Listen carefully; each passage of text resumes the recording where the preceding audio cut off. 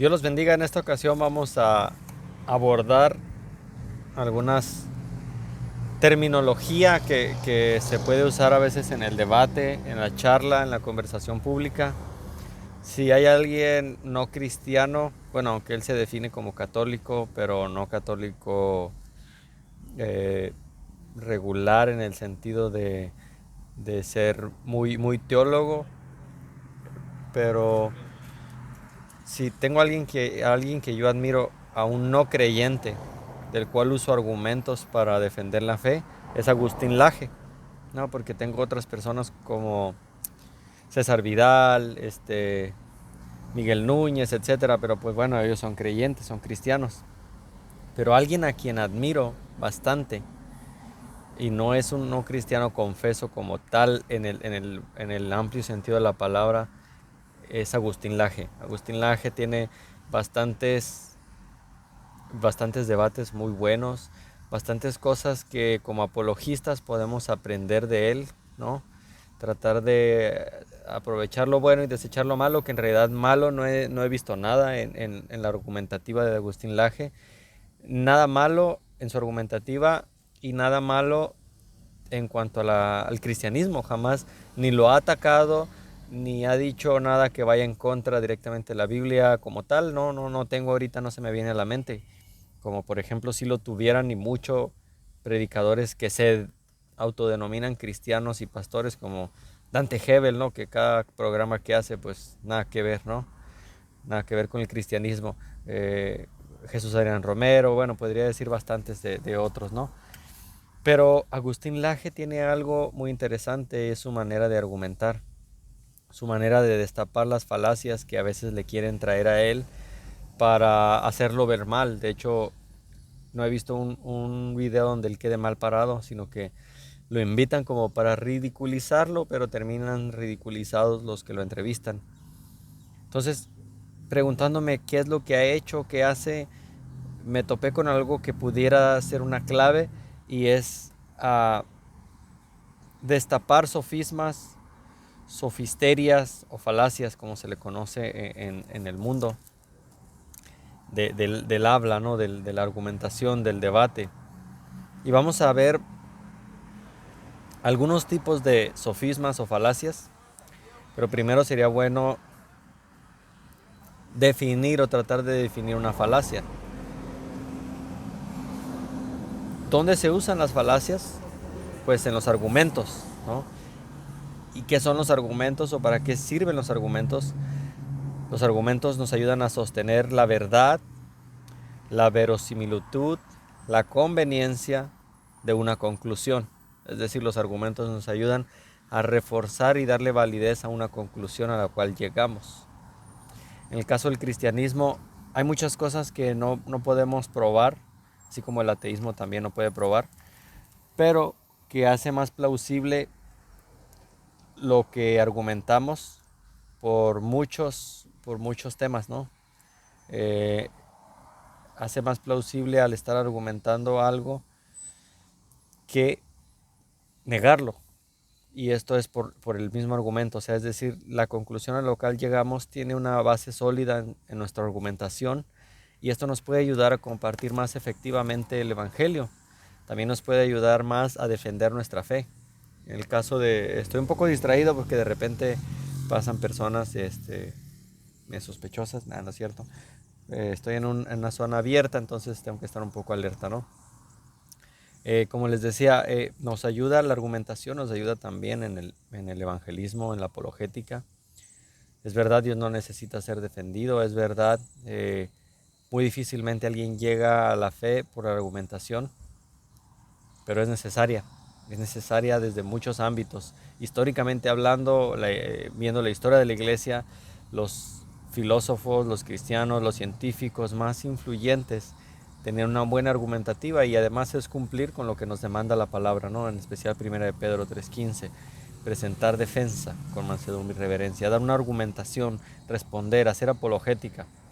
Entonces, sin embargo, cuando tratamos de argumentar con frecuencia, construimos mal nuestros argumentos y no logramos el fin que queríamos, También empleamos argumentos aparentes, y eso se ve mucho en política, a veces también en religión, argumentos aparentes con el fin de engañar, con el fin de distraer al adversario o con el fin de descalificarlo, ¿no? Atacarlo personalmente, que sería ad hominem, ¿no? Una falacia ad hominem. Y de hecho te das cuenta cuando alguien no tiene argumentos porque empieza a atacar a la persona como tal, ¿no? En un debate no debería ser el caso que dos personas se odien o que se ataquen personalmente. Se atacan las ideas y eso es válido. Una idea necesita ser defendida o atacada, pero una persona no debería ser atacada, ¿no? Y cuando no armamos un buen argumento, o cuando ves una persona que no tiene un buen argumento, pues tiene que atacar a tu persona.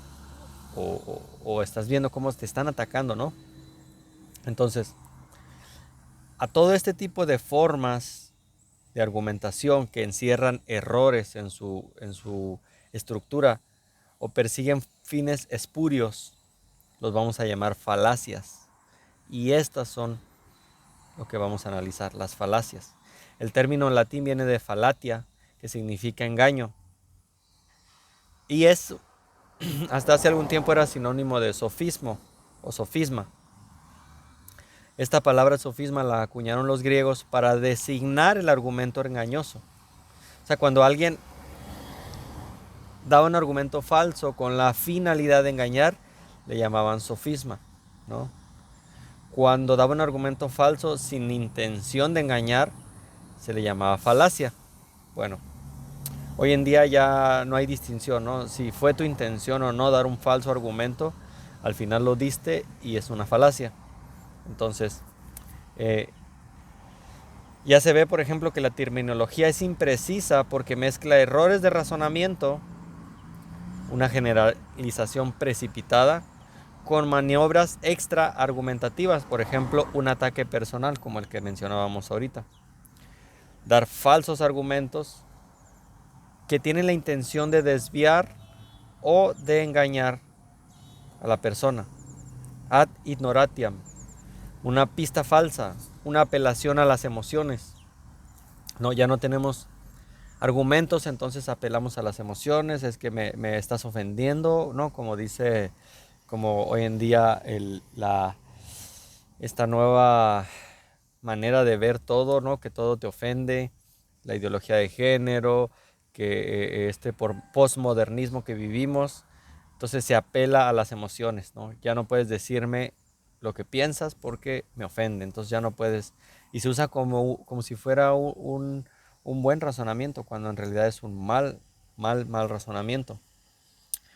Entonces,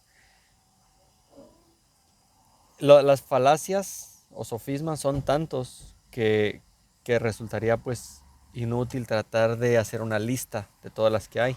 En este pequeño estudio vamos a ver las más comunes, ¿no? Las que se encuentran en el mundo más común. Entonces, ¿de dónde proceden nuestros errores en la argumentación? Bueno, hay 4 tipos de errores o 4 fuentes que nos pueden llevar al error, y es: 1, abandonar la racionalidad, dejar de ser racionales, dejar de racionalizar las cosas. 2, eludir la cuestión en el litigio, ¿no?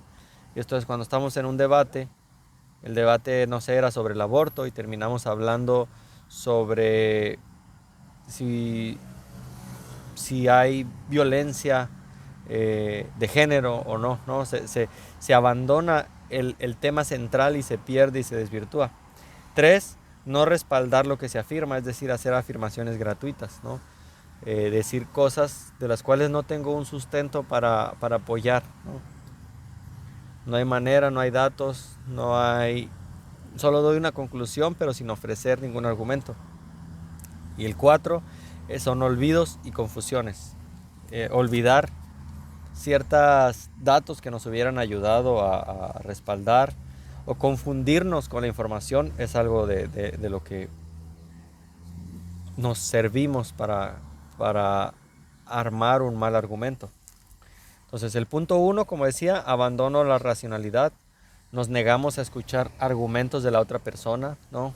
como yo ya llegué a una conclusión, pues nadie me va a hacer cambiar, entonces no te quiero escuchar, no quiero escuchar lo que me vas a decir porque pues, probablemente me vas a hacer cambiar de opinión y no quiero cambiar de opinión, ¿no? Y pareciera que eso se quiere acusar a los que somos cristianos o a los religiosos, como ellos nos llaman, ¿no? En realidad no. En realidad, bueno, al menos hablo desde mi perspectiva, lo que yo he visto. Yo he buscado hablar con ateos, hablar con católicos, ¿no? O con testigos de Jehová y racionalizar con ellos. Y yo quiero escuchar sus argumentos, pero lamentablemente la mayoría de estas personas no quieren escuchar. Y hablo también de ateos, ¿no? Ateos confesos, ¿no? Que he dicho, bueno, pero pues debatamos, hay que discutir el tema. Y no, dicen, no, bueno, se niegan a escuchar argumentos que pudieran obligarlos a modificar una opinión que estiman irrenunciable. O sea, es como, no tengo necesidad de escuchar tu evidencia histórica acerca de la resurrección de Cristo. No tengo necesidad de escuchar el argumento Calam.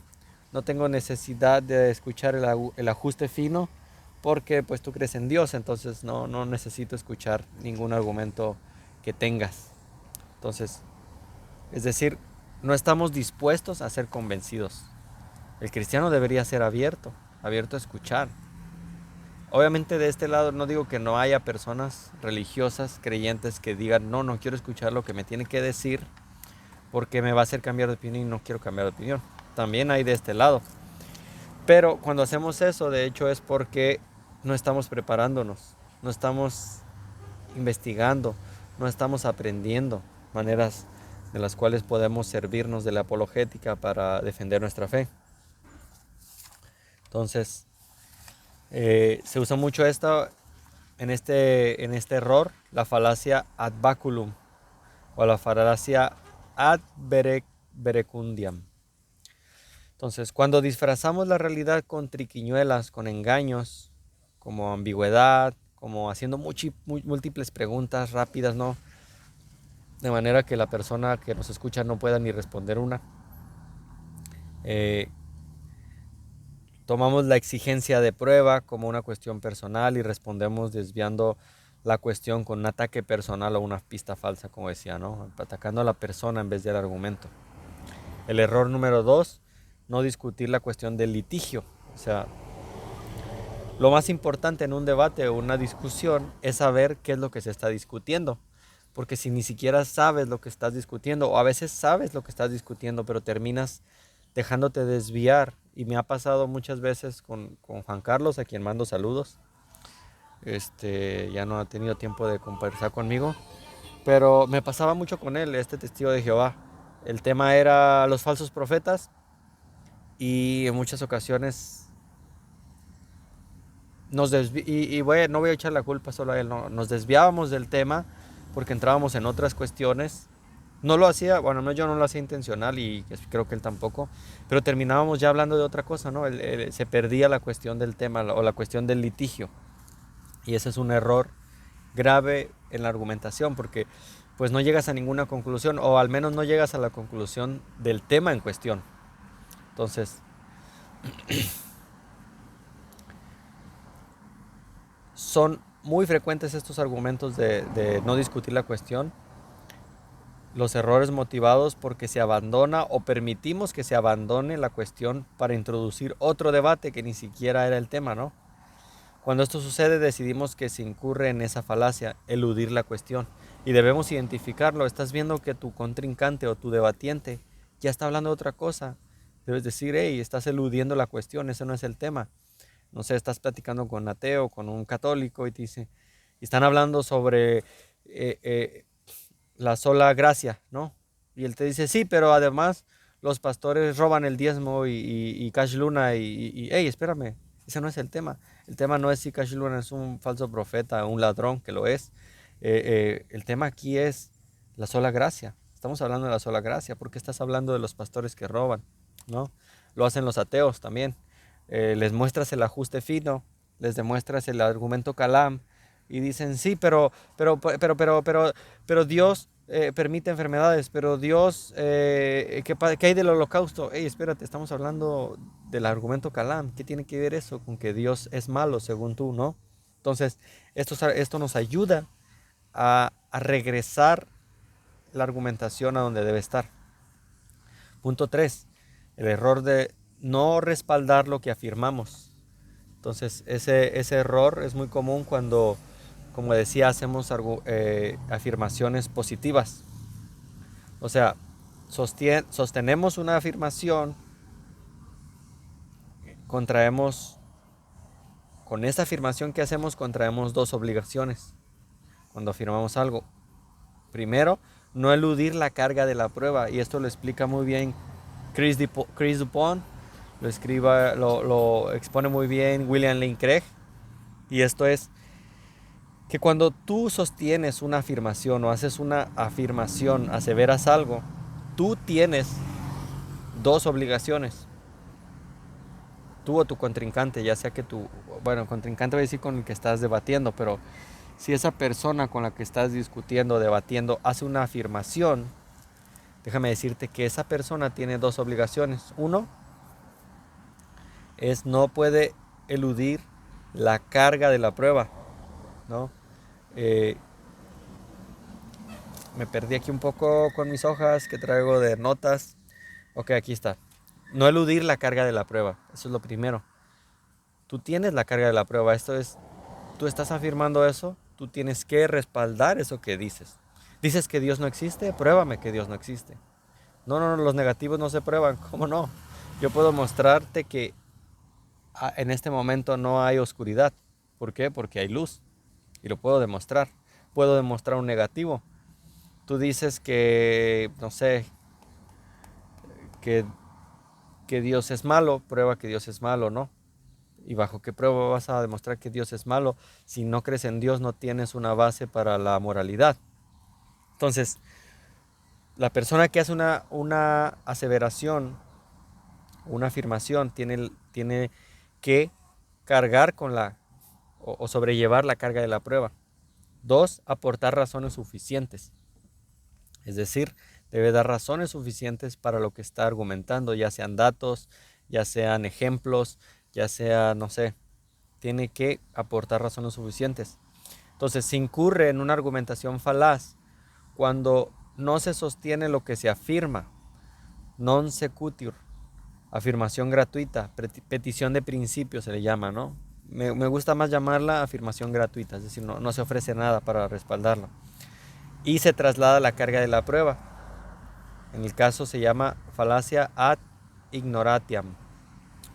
Entonces queremos trasladar a la persona la carga de la prueba. A veces nos dejamos impresionar o amedrentar con afirmaciones de ateos, con afirmaciones de no creyentes, que ellos lo afirman y te hacen sentir como que es verdad y te hacen decir, wow, no sé cómo responder.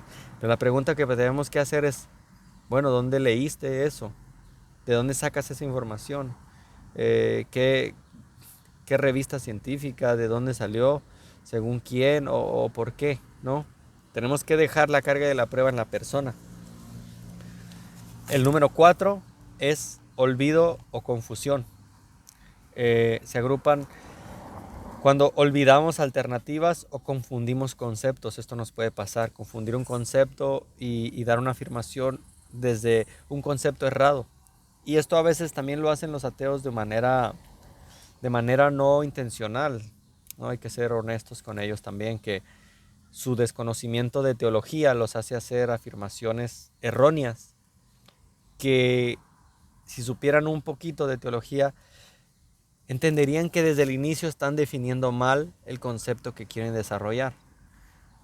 De la misma manera, nosotros como creyentes también podemos cometer ese error, esa falacia, por un olvido o por una confusión de conceptos. Confundir la Trinidad, confundir la unicidad de Dios, confundir la hipóstasis, la kenosis de Dios, y empezar a hablar de cosas enredadas y caer en nuestro propio enredo, no por la intención de confundir, sino porque estamos confundidos, terminamos armando un mal argumento. Entonces, por ejemplo, si un jugador de ajedrez responde siempre con el primer movimiento que se le viene a la cabeza, y eso es lo que hacemos a veces, ¿no? Queremos responder rápido, que en este juego de ajedrez que tenemos a veces en la dialéctica, que terminamos haciendo el movimiento el primer movimiento que siempre hacemos en el ajedrez, y cometiendo errores tras errores por olvido de alternativas. Es decir, ¿por qué tenía que mover mi peón? Si tengo aquí el caballo, ¿no? Es un ejemplo de ajedrez. Porque descuidamos las alternativas que teníamos para el argumento que vamos a responder. Tal vez no era necesario que usara el argumento Kalam, tal vez no necesitaba hablar del ajuste fino, sino preguntarle a esa persona por qué se siente enojada con Dios. Tal vez es una duda no racional, sino emocional.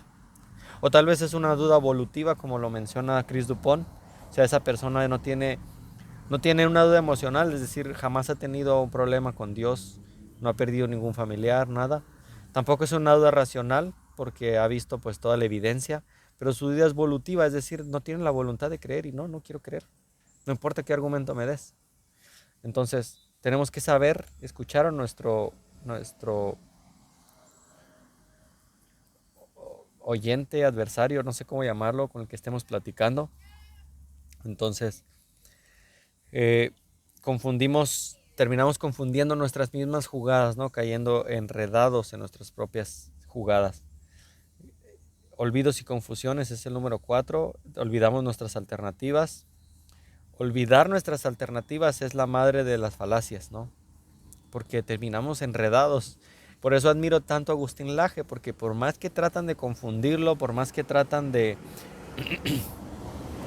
enredarlo, no cae en este tipo de olvido de alternativas. De hecho, él va con los datos en su mente y les dice: en el año tal pasó esto, en el año tal el sistema de salud decía que esto, la Organización Mundial de la Salud, y él se sabe datos de cuántas mujeres mueren por desnutrición, cuántas mueren por... Entonces él va con datos para no cometer este error, ¿no? Podemos caer en ese error haciendo generalizaciones o disyunciones. Podemos confundir conceptos. Es otra madre de las falacias, ¿no? La confusión de conceptos.